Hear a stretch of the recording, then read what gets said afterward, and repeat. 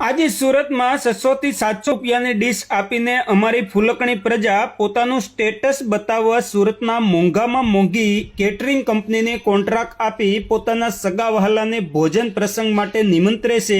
હું આ બધા કેટરિંગ વાળાને ત્યાં રસોડામાં આટા મારું ત્યારે જીવ બળીને ખાખ થઈ જાય તેવું દ્રશ્ય જોવા મળે।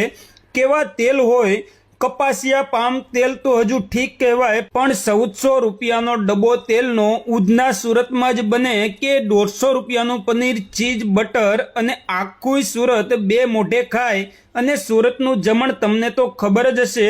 રવિવારે મોતના સોદાગરોને ત્યાં ભીડ એટલી હોય કે ફાસ્ટફૂડના ગ્રાહકોના ટોળે ટોળા આ ડુપ્લિકેટ અનલિમિટેડ ખાવા ધક્કા મૂકી કરતા હોય। આ બધા જ કાઠિયાવાડી આપણા ભાઈઓ બહેનો ફેશનના પૂતળાઓ ખાઈ ખાઈને હોસ્પિટલોમાં વારો આવવા દેતા નથી। જેટલા ડોક્ટરો હોય બધા હાલી આવો સુરતમાં, ધમાકેદાર ધંધો જામ્યો છે। અહીં આપણો સમાજ રાત દિવસ પૈસા પાછળ પાગલ છે, તેમ બુદ્ધિના બારદાનો ખાવા પાછળ પણ મોંઘી ફાટ ડીશો આપી પોતાના પ્રસંગમાં સગા વહાલા સંબંધી મિત્રોને બોલાવી વહેલાસર મારવાના અને હોસ્પિટલ ભેગો થઈ જાય તેવું પેટમાં ધાબડી દેશે। અહીંનું જમણ ડુપ્લિકેટ ઘી, દૂધ, પનીર, ચીઝથી લથબથ છે। ઘણી બધી સુરતની પ્રજા બે મોઢે ખાય છે। આ બધું નપુસક પ્રજા બનાવે છે અને અંતે દારૂડિયા રેઢિયાર પ્રજા બેફામ બનીને ઈંડા ખાય છે। સૌથી મોટું દર્દ તો એ છે કે આ કેટરિંગનું અને ફાસ્ટ ફૂડનું ડુપ્લિકેટ બનાવેલું ઘી, તેલ, ચીઝ, પનીર, દૂધ ખાય છે પ્રજા। દૂધ ખાઈને પ્રજા નપુસક બની ગઈ છે।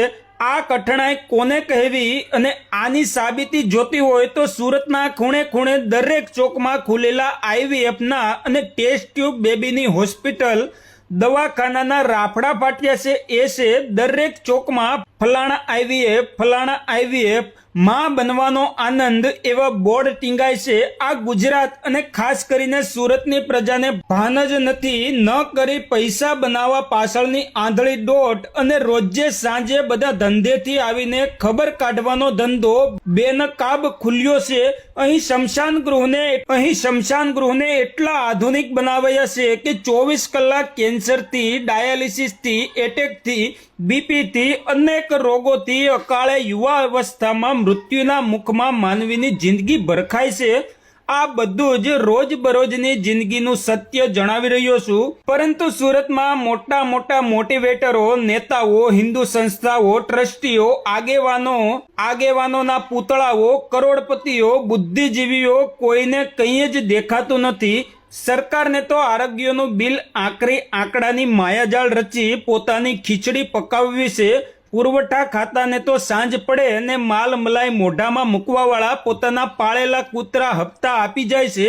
પ્રજાના પ્રતિનિધિને કોણ જાણે ભગવાને લોઢાના મીંદડા બનાવ્યા છે તેઓ આંખે પાટા બાંધી ધૂતરાષ્ટ્રની જેમ શાસન કરે જાય છે। પ્રજા એટલી ભંગાર બની ગઈ છે, નમાલા વેડા અને ચાપલુસી વેડા કરવામાં અને હરામનું ખાવામાં, ભેળસેળ વાળું ખાવામાં કોઈ જ વાંધો નથી। બોલો આ પ્રજાને કોણ સુધારે? પૈસા માટે કારસ્તાન અહીં રાત દિવસ માણસને સુખે સુવા દેતું નથી। આમાં એકલી રામ રાજ્યની વાતો કરી જીવતા જાગતા અધકચરા સિઝેરિયનથી જન્મતા આપણા રામ જેવા બાળકોમાં રામના ગુણ આવવા ખરેખર અસંભવ છે।